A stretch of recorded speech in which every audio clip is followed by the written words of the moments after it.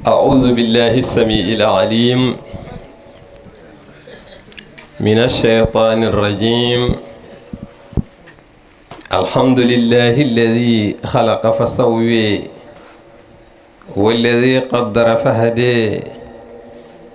ثم الصلاة والسلام على من قال بعثت لأتمم مكارم الأخلاق، الذي لولا روحه ما راح ريح لولاه لم يخرج الدنيا من العدم، محمد صلى الله عليه وسلم. bandiraɓe julɓe, bandiraɓe Seno Palel e hoɓɓe mum, caggal yettude Allah e julde annabi o sallallahu alayhi wa sallam, mi mbi on assalamu aleykum wa rahmatullahi ta'ala wa barakatuh. Nelaɗo sallallahu alayhi wa sallam wi man la yashkuri sabab la yashkuri llaha. Kala mo mantani sababu o mantata Allah. Hay sa manti Allah yettoyta ko Allah. Sababu garal men ɗo ko ceerno Abdoul Karim Ba, ɓurɗo andirede Bambo Ba. Duuɓi tati omo yiɗa yo en kawru heen, Allah ñaawani hikka porsuɗen e ñaawore Allah aadi tiiɗɗo 21 heures yoni en ko cankon ɓoggel duttitiɗen galiyaɓe nodduɗen mo ngam yidde humnude ahadi o. Allah wi innal ahda kana mas'ula, aadi koko namnitte. Jom daali o ene wiya as-sidqu minni wal wafa'u sajiyatun li akhi wa lastu bidhil widadil muthmidi in raghadu wuddin wa lastu bira'iqin aw jadda habla ikhaihi lam ajududi idha aqadu lam takun anshudatan ugadi wala usran ala mustawqadi. Ko on ɗon ahdi jiɗɗen humnude inchallahu taala. En calmini kadi fasiraɓe men almuɓe ɓe tawɗen ɗo ɓe, koyne ceerno Mouhamadou Seck no wiiri ni ala ko ɓeydanmi hen, e musidɗo men ceerno Cheikh Ba, e dendagal bandiraɓe tawtoraɓe sahibu sira Seydi Dia. Min beltani mama ene heewi haaloɓe sira taw daroto tan kaala, won hen keɗoto ko haaloɓe gonta haaloɓe, an noon ko maako ene laaɓi, ene laabti, ene selli, ene yuɓɓi, ene regi, ene yaade needi. Yo Allah yoɓe moƴƴere. Ceerno Bambo, min ngari ko yantude e walloɓe ma sinkude jamma Sayyiduna Muhammad. Min garani wonde haaloɓe, min tawi ɗo haaloɓe ko adi fof en manti fedde yiɗɓe annabi sallallahu alayhi wa sallam. dariɓe nde ɗo darde heewi pelle, taniraɓe kaari, taniraɓe kaari, taniraɓe kaari, en ɗam kaari. Kala inniraɗo fedde innirede Sayyiduna Muhammad ɓuuri wonde dow. ɗum noon aade ko yiɗɓe annabi yo Allah tabitin gilli men e on annabi, barke annabi o. jammo ko gamma Sayyiduna Muhammad, on woni Muhammadu sirrullahi, Muhammadu nurullahi, Muhammadu rasulillahi, Muhammadu Abdullahi, Muhammad ibnu Abdullahi sallallahu alayhi wa sallam. Muhammadu sirrullahi, ala ganduɗo ɗon nelaɗo Allah so wona Allah. Muhammadu nurullahi, ala ganduɗo ɗon nelaɗo Allah so wona annabaɓe malaikaji. Muhammadu rasulullahi, ala ganduɗo ɗon nelaɗo Allah so wona siddiqina en. Muhammad Abdullahi, ala ganduɗo ɗon nelaɗo Allah so wona shuhada o en. Muhammad ibnu Abdillahi, ala ganduɗo ɗon nelaɗo Allah so wona salihina en. ha hande kanko Muhammad o wi Allah inni kam nder qur'ana inde jeeɗiɗi Allah wi kam mudassir Allah wi kam muzammil Allah wi kam yasin Allah wi kam daha Allah wi kam abdullahi Allah wi kam ahmad Allah wi kam muhammadu rasulillahi hay goto woto nan inde Muhammad o ŋeerno hoore no gorboni o wasa wiide sallllahu alayhi wa sallam nelaaɗo sallallahu alayhi wa sallam joƴƴini sahabaɓe o wi beele ɓe gandi ɗawowo ɓe mbiye min gandi o wi holi ɗawowo ɓe mbi kirsa dammuwol ñaama ha laaɓa a yeɗani hoddiɓe nelaaɗo wi wona toon mbiyami ɓe mbi ɓira kosam ñaama ha laaɓa a yeɗani hoddiɓe nelaaɗo wi wona toon ɓe mbi ɓogga tamaro ñaama ha laaɓa a yeɗani hoddiɓe nelaɗo wi wona toon ɓe mbi ya rasulallah manil bakhil o wi al bakhilu man dhukirtu indahu falam yusalli aley woni ɗawowo ko nanowo indam ene jangte min Muhammad o wasa julde yam sallllahu alayhi wa sallam saabu ene laabti sa wi sallllahu alayhi wa sallam nelaɗo Allah wi laawol gotol bindaneɗa baraji 10 sa wi noon laabi 10 baraji 100 sa wi noon laabi 100 baraji ujunere e hadisa yumma Aisha sa wi noon laabi ujunere tewma harmi jeygol sa juulane makko ko hoorema ɗawɗa yo Allah yinne rasulillahi fedde yiɗɓe annabi woto kule nelaɗo sallallahu alayhi wa sallam joƴƴini sahabaɓe o fondi ɗiɗo jofurɗi goto e men fof ko peɗeli hakkude ɗi ɓuuri judde ha heddi rasulillahi kanko ko jofurɗi ɗi ɓuuri judde peɗeli ɗi mbaɗi ko escalier ɗum waɗi o nandani hay goto o wi man ahabbani kana ma'i fil janna kala jiɗɗomi ko minimum gondata aljanna on haala mum sa tetaki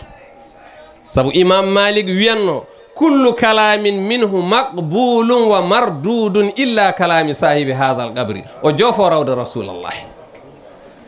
o wi kala haala ene rutte ene wiye pourquoi ene wiye holko saabi ɗum mataw mi sikku elle fotani wonde ha heddi haala rasulallahi oɗo jamma ko jamma nelaɗo sallallahu alayhi wa sallam ceerno Dia puusimo e jibinede seyyiduna Muhammad hay soko seeɗa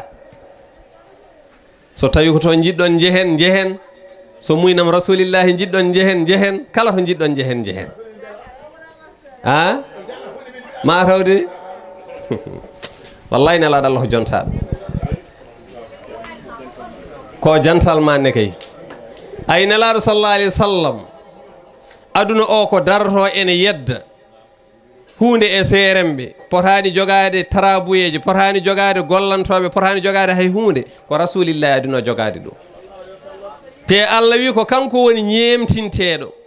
ñemtinteɗo so waɗi hunde wadde so tawi ñemtinoɓe ɓe mbaɗi hunde ɗum ala felore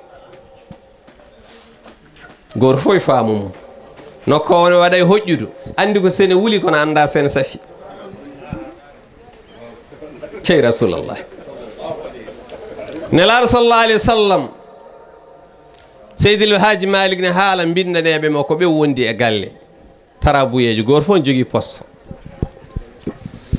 o wi khuddamuhu anasul mashhur summa rabi atun wa aymanun abdullahi dhul hurami yalil wisadata wanna alayne humma dahu ram wassiwaku bilalum munfiqul harami amma abu rafi il qibdi ala thiqalin في مشرب أذن النوبي للعالم أعني به عمر الفاروق حين أتى للباب مستأذنا والناس في همم وعقبة هو والي أمر بلغته أولي المؤيقب حقا قيم الختم حذيفة بن اليمان الياء منحذف وخفف الميم حاوي سر ذي الحكم وأصلأ هو والي أمر الراهلة المختار بير خير البرايا أفضل الأمم آي التيمم قالوا فيه قد نزلت وقيل عائشة في أشهر الكريم شي رسول الله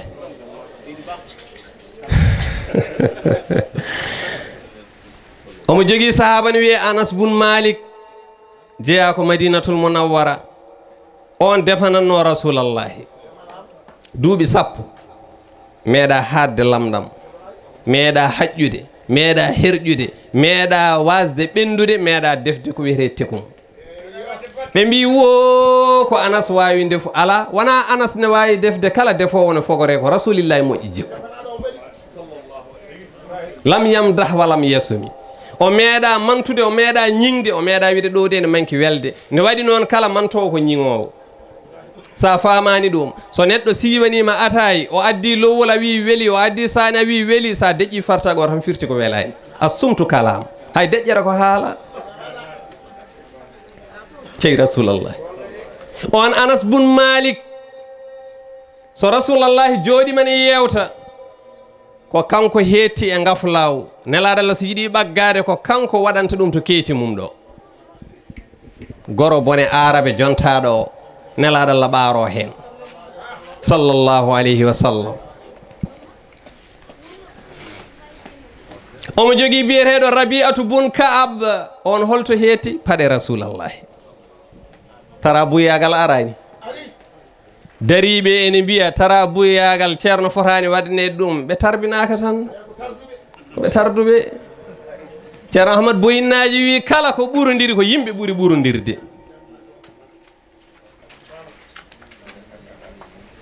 on ɗon heedi e paɗe nelaɗo Allah so nelaɗo Allah jooɗima o fonda paɗe ɗe o fiɗɗa ɗe so tawi ko dahle o waɗa e juuɗe makko so nelaɗo Allah haftima o fonda ɗe nelaɗo Allah ɓornoɗe yaha o wiyete Rabi'atu bun Ka'ab omo jogui sahaba goɗɗo on wiyete ko Aymanu ibnu Ubaydu on hol poste mum on heedi koye ndiyam nelaɗo Allah ko jontaɗo sene salligino ko on juuranto ɗum sene sooɗo ko on juuranto ɗum sene sulmo ko on juuranto ɗum sene sembo ko on juuranto ɗum sene looriyo ko on ñeɗanta rasulallah sallallahu alayhi wa sallam fodde gorko arabe o yontere omo jogui kelowo coccorɗe e joguiɗo coktirde on wiyete ko Abdallahi ibnu Mas'uda on ala askoto Makka ko étranger o aynanno ko baali jari on jokkinno Abu Jahli ndeysan ñande Badiri mangal hefereɓe e gurdam rasulallahi président ji ko tati nelaɗo Allah ardi julɓe Abu Jahli ardi hefereɓe nde ɓe peri ɓe payi Madina biyeteɗo Abdoullahi bun Ubay bun Salula ardi nafigueɓe ko carte wote waɗa kanko gañi président nafigueɓe dañi bone o yari mone kanko wanno feere ha rasulallahi fiya e wolde ahzab moro makko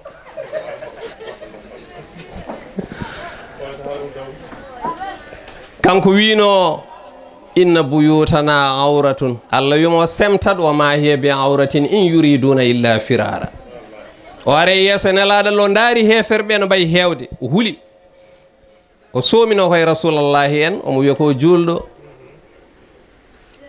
o wi nelaɗo sallallahu alayhi wa sallam kanko jeeya koye hinde ne wiye Khazruj eɓe kaɓanno e hinde ene wonno Madina ne wiye Aus o wi minen e maɓɓe min beldani cuuɗi ɗi ko jewɗi woni toon ko rewɓe sukaɓe tinno ɗaccit min jaaha gila ɓe janfade ɓe jana e amen Allah neli Jibril yo semtat cuuɗi ɗi jewani ɓe jiɗi tan ko dogde sawi reño ha nelaɗo Allah Allah nantina Allah yiɗi tan ko nelaɗo Allah kala goɗɗo mo yiɗi o yiɗanma ko yiddema e nelaɗo Allah omo jogino keɗɗo e fawru makko on honlo wiyete Bilal ibnu Rabaha on woni inniraɗo en ɗam Bilal on jeeyaka Makka to banggue asli ɓe mbiyata o jeeyako Éthiopie ɗum woni asli makko kono asli makko wona hay Éthiopie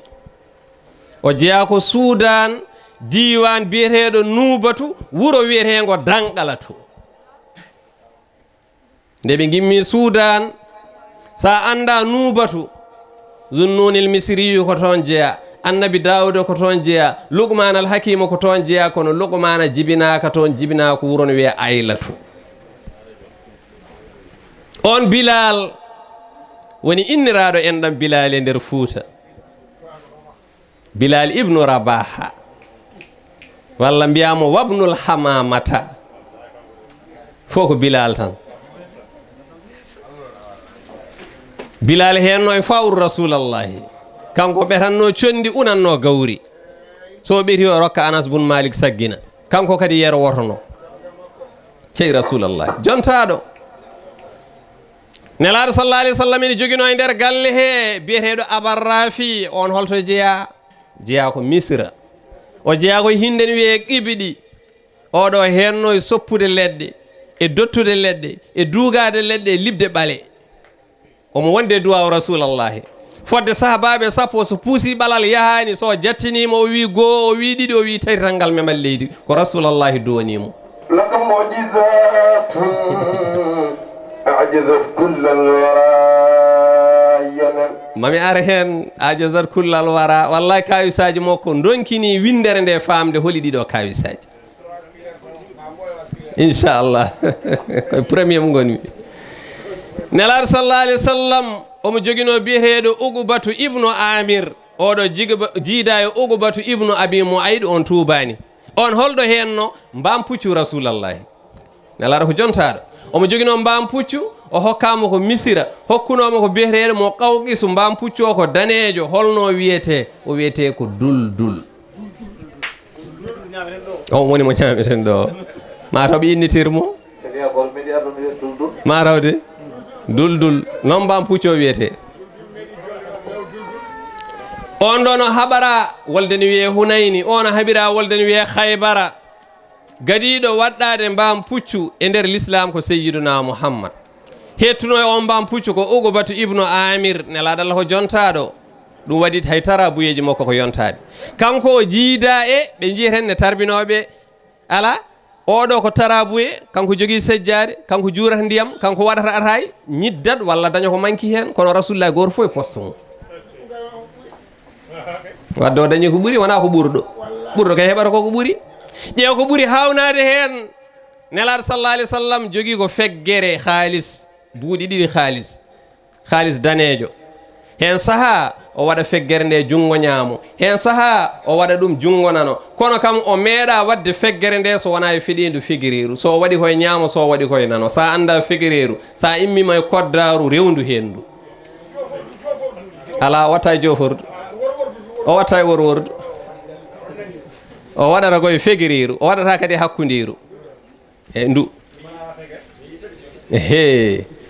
ko ɓuuri hawnade hen nelaɗo sallallah alih w sallam tande nde hettata boowal holko waɗi ɗum o wona kewɗo faaro tande nde heedata ko nder kadi feggere nde ne yolbi seeɗa tande nde ne waɗi ko ɓawli so tawi omo haala so waɗi ni junngo ngo ɗo jooɗi e suffa ɗo koye suffa o heewi jooɗade woni sara jama madina ɗo so waɗi ni junngo ngo o jayti o artiri junngo ngo feggere nde haccima tande nde heedi boowal omo jogui tarabuyo on ala ko reeni so wona haccude feggere rasulillahi holno wiyete o wiyete komo ayqibo waɗani o tourna feggere rasulillahi arta e place mum onon gondi gonde hudayfat ibni lyamani liya munahadifun wa khaffifil mimi ay o seydil haji malik wi hawi sirri dil hikami o moftata sekkereji rasulallahi goto foof ne joguimo haaldata nelaɗo Allah ɓuuri wawde haaldude sekkere mum koye hudayfat ibni lyamani won wiɓe ala ko lawol gotol o resde hudayfa sekkere won wiɓe ko laabi ɗiɗi ene jeeya hen nde o jooɗino omo jodde sahabaɓe o hudayfa arga e hudayfa ari o tukki e nofru hudayfa o wi ay oya ko naafigi oya ko naafigi oya ko naafigi oya ko naafigi haɓe goni sappo e ɗiɗo nelaɗo Allah wiɓe fof pay ko jeygue hudayfa noon o wi ɗum woto haalan hay goto nde nelaɗo Allah sanki aboubacry lomti aboubacry sanki oumar lomti e lomtugal oumar kala yontere soɓe juuli o daro e damal he o faado ha hudayfa ara o wi hudayfa mboɗo namnorima Allah ɓe nelaɗo Allah wino ko naafigueɓe ɓe kam mbarmi jeeyaka hen ƴeew tan oumar ibnul khattabi mo nelaɗo Allah innirno faruga ceernowo gonga e fenade ko fotino oɗo sikkito hoore muɗum i enen to paaɗen